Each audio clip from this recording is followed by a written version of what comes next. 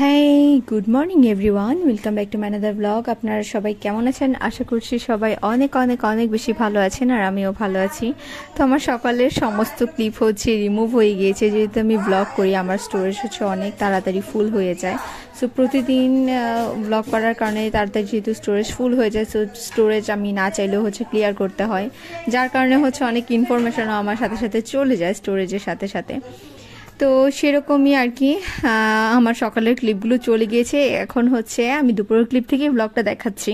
তো আজকে হচ্ছে আমি রান্না করব, সেজন্য হচ্ছে প্রথমে একটা চুলায় ডাল বসিয়ে দিয়েছি, আর হচ্ছে এক পাশে ভাত বসিয়ে দিয়েছি। আর সকালে হচ্ছে আমার আন্টি লুচি করেছিল, লুচি খেয়েছিলাম আমরা সকালবেলা, লুচি আর চা।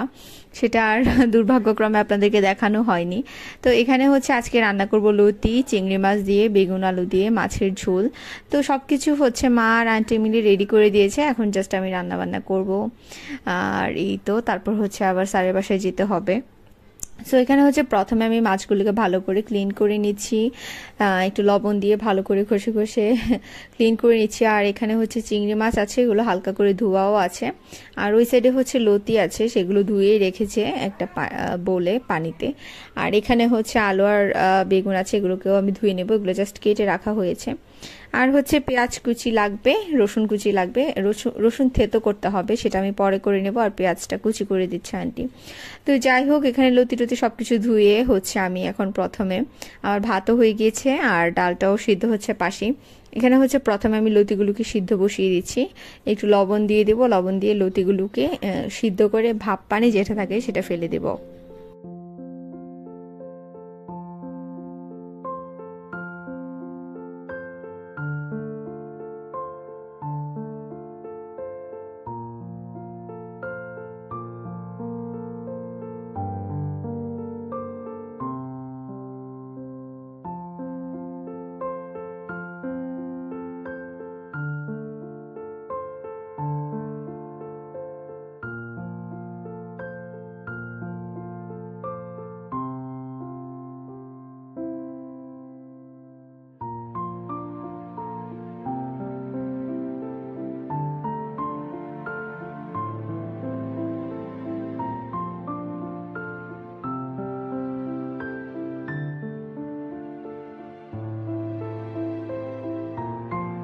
তো এই তো লবণ টবণ দিয়ে হচ্ছে সবগুলোকে একসাথে মিশিয়ে দিলাম। আর এখানে হচ্ছে পাশে আমার ডাল হয়ে গিয়েছে, ডালটা আর একটু ভালো করে সিদ্ধ হতো, কিন্তু আমার হাতে একেবারেই সময় নেই, সেজন্য তাড়াতাড়ি করে হচ্ছে আমি এগুলোকে ঘুটে নিচ্ছি। আর এই তো ডালটা ঘুটে তারপর হলুদ দিয়ে দিব এটার মধ্যে।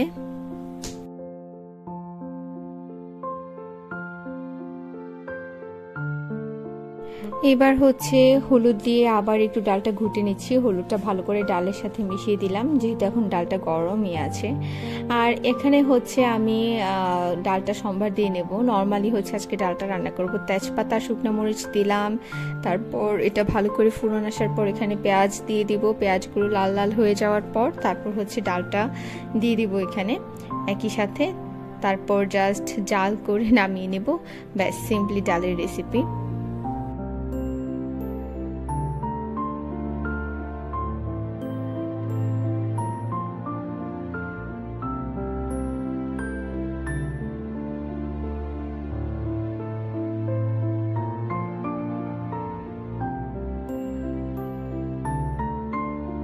এই তো মোটামুটি ডালটা হয়ে এসেছে, কাঁচামরিচও দিয়ে দিয়েছি, আর এবার হচ্ছে জাল হওয়ার জন্য ওয়েট করছি। আর এখানে এই যে রসুনগুলো থেতো করে নিয়েছি, এখানে হচ্ছে এই রসুনগুলো আমি লতির মধ্যে ব্যবহার করব, সেজন্য একটু বেশি পরিমাণে নিয়েছি, কারণ যেহেতু লতি।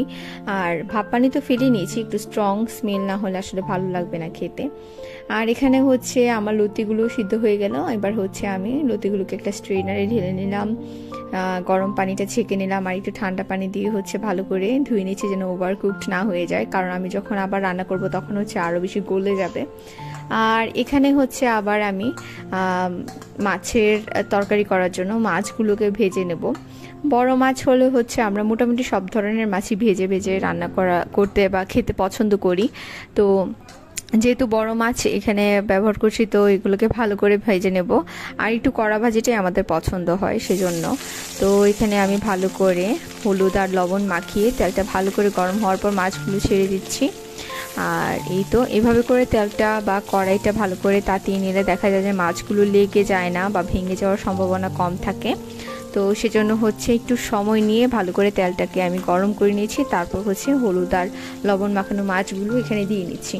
আজকে হচ্ছে 6 পিসের মতো মাছ রান্না করছি। তো সেজন্য হচ্ছে আমি এখানে প্রথমে 4 পিস দিয়ে দিলাম, এগুলো ভাজা হয়ে যাবে। তারপর হচ্ছে বাকি 2 পিসও ভেজে নেব। একটু নেড়ে চেড়ে হচ্ছে তেলটাকে আশেপাশে ছড়িয়ে দিচ্ছি যেন লেগে যাওয়ার আর কোনো রকমের সম্ভাবনাই না থাকে।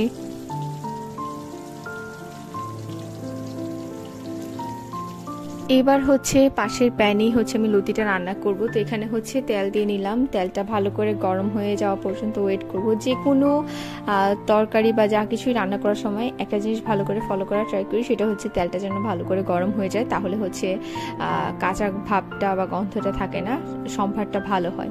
তো এখানে পেঁয়াজ দিয়েছি আর রসুনগুলো যেগুলো থেতো করা ছিল সেগুলো দিয়ে দিয়েছি। এবার হচ্ছে মোটামুটি একটু ব্রাউন করে ভেজে নিচ্ছি। তারপর হচ্ছে চিংড়ি মাছ দিয়ে লতি রান্না করবো যেহেতু, তো চিংড়ি মাছগুলো দিয়ে দেব। চিংড়ি মাছগুলো যখন হালকা লাল হয়ে আসবে তারপর হচ্ছে এখানে সব রকমের মশলা দিয়ে একসাথে ভালো করে কষিয়ে নিচ্ছি।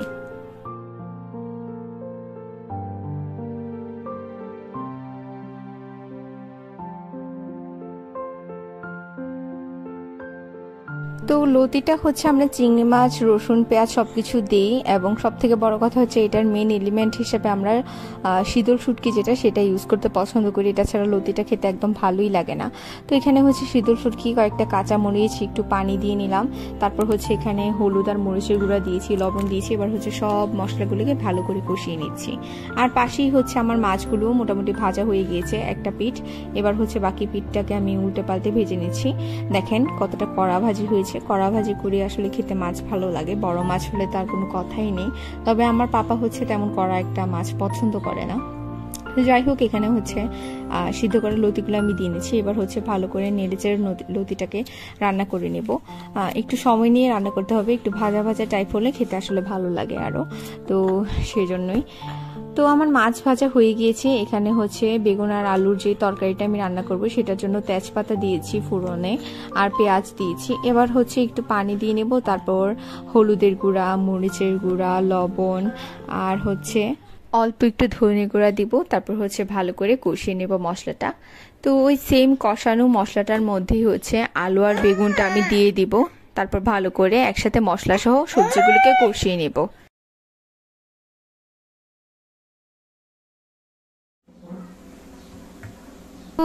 ওই দিক দিয়ে আমার মশলা কষতে কষতে এখান দিয়ে হচ্ছে আমার লতি হয়ে গিয়েছে। আমি লতিটা সার্ভ করে নিচ্ছি। এত সুন্দর স্মেল বেরিয়েছে আর খুবই টেস্ট হয়েছিল। আপনারা এভাবে লতি রান্না করে দেখবেন। একটু কষ্টের রান্নার রেসিপি, কিন্তু খেতে খুবই টেস্ট হয়। তো এই তো আমি লতিটাকে নামিয়ে নিলাম আর হচ্ছে এবার মাছের তরকারিটাকে নামিয়ে রান্না করে নেব।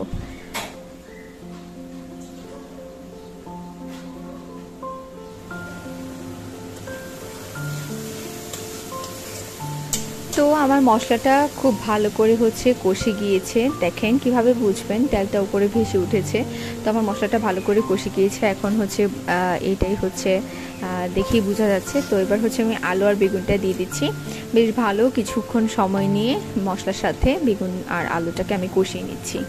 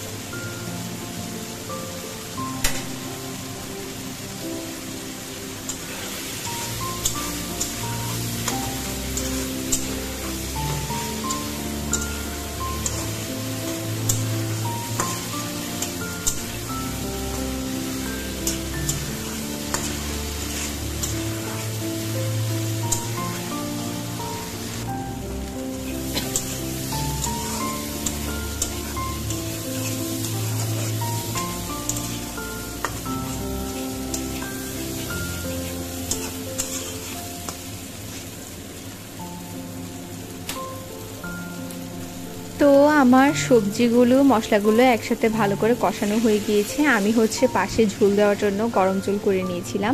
এবার হচ্ছে গরম জলটা আমি ঝোল দিয়ে দিলাম এখানে। তো ভালো করে হচ্ছে আলু আর বেগুনটা যখন সিদ্ধ হয়ে যাবে তখন হচ্ছে মাছগুলো দিয়ে ভালো করে রান্না করে নেব। তরকারিটা যখন মাখা মাখা হয়ে যাবে তখন বুঝতে হবে যে তরকারিটা হয়ে গেছে, ওই পর্যায়ে হচ্ছে সার্ভ করে নিলে হবে। তো এখানে হচ্ছে ছাদে 2টা মিষ্টি কুমড়ার ফুল ফুটেছিল। এগুলো হচ্ছে সকালবেলা আবার পাপা ছাদের বাগানে জল দিয়ে নিয়ে এসেছিল। তো সেগুলো হচ্ছে আমি এখানে বড়ার মতো করে নিচ্ছি আর কি।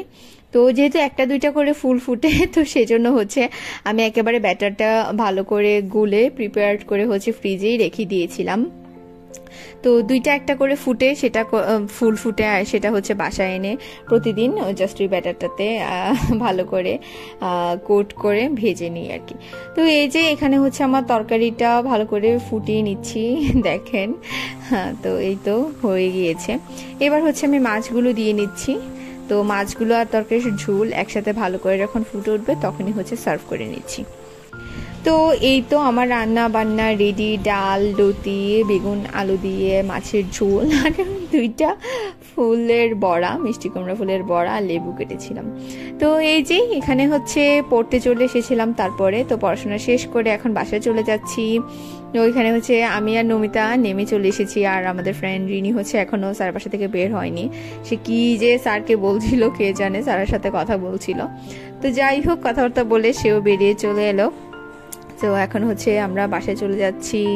এই তো এই 2টা মেয়ে হচ্ছে সর্বক্ষণ শুধু হাসতেই থাকে। তো আমার হচ্ছে এত বেশি মাইগ্রেনের ব্যথা হচ্ছে কয়েকদিন ধরে, কি বলবো। তো ব্যথায় মানে আমি একেবারে কাতর। আমি বাসায় এসে হচ্ছে শুয়ে গিয়েছিলাম আর কি। তো এসে দেখি ট্রিপও দুষ্টামি করছে। আমি যাওয়ার পর নাকি ট্রিপ ঘুমায়নি, ট্রিপকে তারপর ঘুম পাড়িয়ে নিলাম, কিন্তু আমার কিছুতেই ঘুম আসছে না, ব্যথায় মাথা এত যন্ত্রণা করছে। তো পরে হচ্ছে এখানে চা দিয়ে দিল আর কি। আমার বোন চা বানিয়েছিল, আমার এক কাকিমুনি এসেছিল বাসায়, তো সবার জন্য একসাথে চা বানিয়ে নিয়েছিল। তো চা দিল, বিকালে বসে বসে চা খাচ্ছিলাম মাথা ব্যথা নিয়েই। তো এই তো আজকের ব্লগ এই পর্যন্ত ছিল। সবাই ভালো থাকবেন, সুস্থ থাকবেন। আর আমার ব্লগগুলো যদি ভালো লাগে থাকে তাহলে অবশ্যই সাবস্ক্রাইব করবেন, কমেন্ট করবেন, শেয়ার করতে ভুলবেন না। আর হচ্ছে আমাকে এভাবেই সাপোর্ট করে যাবেন। সো দেখা হচ্ছে নেক্সট ব্লগে। Till then tata.